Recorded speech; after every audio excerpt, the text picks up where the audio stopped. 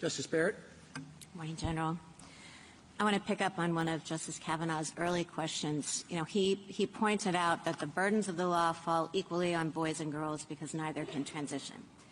And you responded that it's kind of the sex classification or the expectations that one will conform to one's, biological or gender assigned at birth. Why isn't that more of an Arlington Heights argument about intentional discrimination then, if what you're really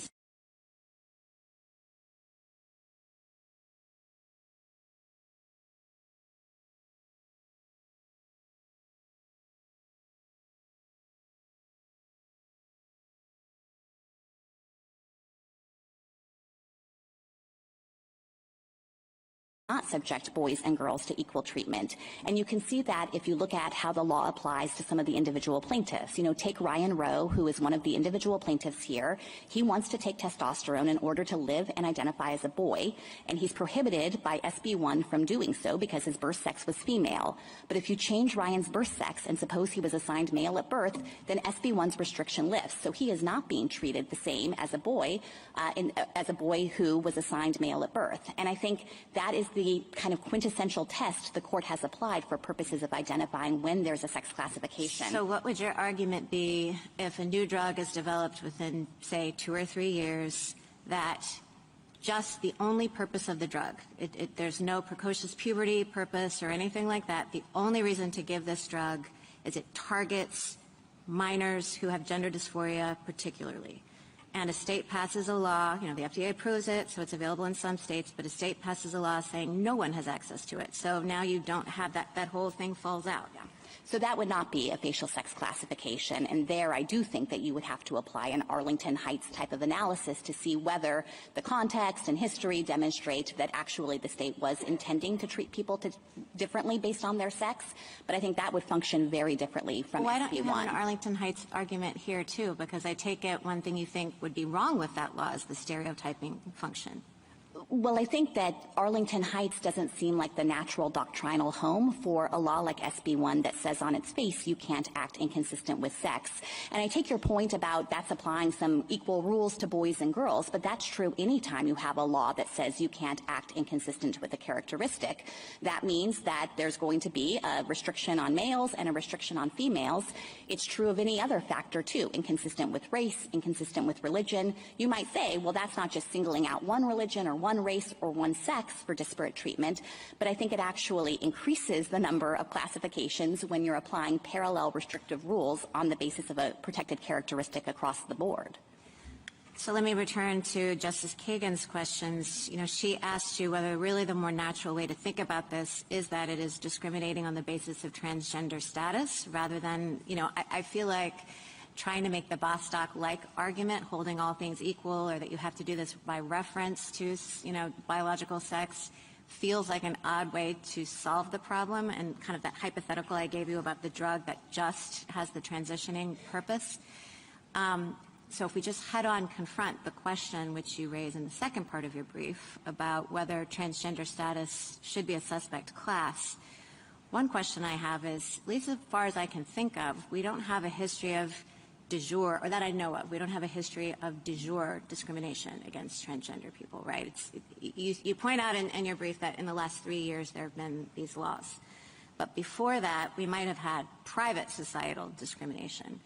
But I don't know of, but is there a history that I don't know about where we have de jure discrimination? And my concern about it is this: all of the other suspect classes that we've recognized so far do have that long de jure history of discrimination.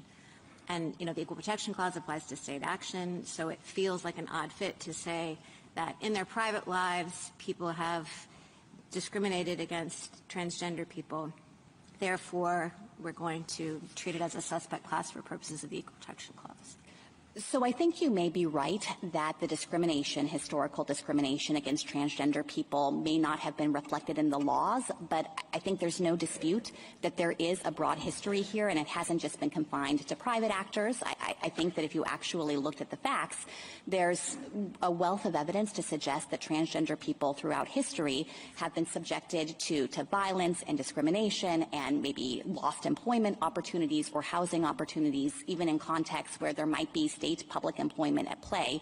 And of course, that's especially reflected now in the law, where there has been this, I think, attention and focus on trying to limit transgender people from being able to live and identify consistent with their gender identity in our society. So I don't even understand the state to be disputing the historical discrimination point. But if you're approaching this from the standpoint of saying, is this a group with a distinguishing characteristic that has no bearing on their ability to contribute and that needs some protection from the courts, I think if any group qualifies, this one does in light of the current laws and what might come in the future. And our basic argument is, if you can look ahead and say, maybe the states will ban medical care for adults who are transgender, maybe they'll ban adoption by transgender people or not allow them to be teachers, that doesn't look anything like the workaday economic regulation that just gets rational basis review. And I think the court could give effect to that intuition. Yeah, and I don't want to be misunderstood to say that I don't think there's a problem or that there hasn't been private discrimination. I guess it doesn't seem analogous to me to say race or gender or national origin, those kinds of things, because we did have de jure discrimination to point to. And so I guess what I'm thinking is, when we are in the business of identifying suspect classes, in Cleburne, we expressed, and I'm not saying that this is analogous to Cleburne in that respect, but we expressed in Cleburne hesitancy, to identify groups such as the elderly, or the mentally disabled as suspect classes, in part because those are judgments that are pretty hard for courts to make.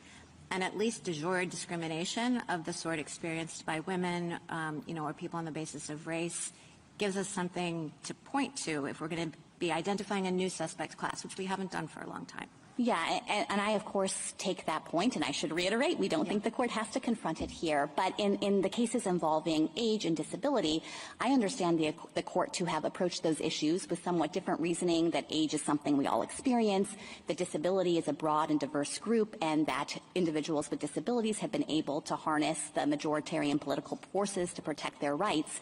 And none of that is true here. Transgender individuals are a discrete minority. I think there's no dispute that they are being subject to a wave of legislation across the states today. And I think that this is the kind of circumstance where the court could rightly recognize that heightened scrutiny should apply. Last question. Do you agree with me that the resolution of this case has no impact on the parental rights claim that the Sixth Circuit also addressed? That's right. I think we are not making a substantive due process parental rights claim here, and this court obviously didn't grant review of that issue. I will say that I think parental rights are actually relevant to the Equal Protection Clause as well, insofar as it's significant to me that Tennessee, in choosing to categorically ban this care, is taking a sharp turn away from how it ordinarily handles parental rights in the medical decision-making space. And Justice Kavanaugh said, who decides here? But when it comes to medical risks and benefits, the state's general approach is to say parents get to decide along with their doctors and their children. And so I think from the standpoint of under-inclusivity, it's pretty significant that Tennessee now is completely overriding parents' wishes when they are best positioned to know their individual child and to have a good sense of whether the risks of this treatment are outweighed by the benefits. But this isn't, I guess my point is, even if we decided that this wasn't a sex-based classification that triggered intermediate scrutiny, that would not prevent parents from still asserting the substantive due process right. Yes, of course, I agree with that. I do think that the sex-based classification under Equal Protection Clause is the most straightforward way to think about what's going on here, though. Yeah, thanks.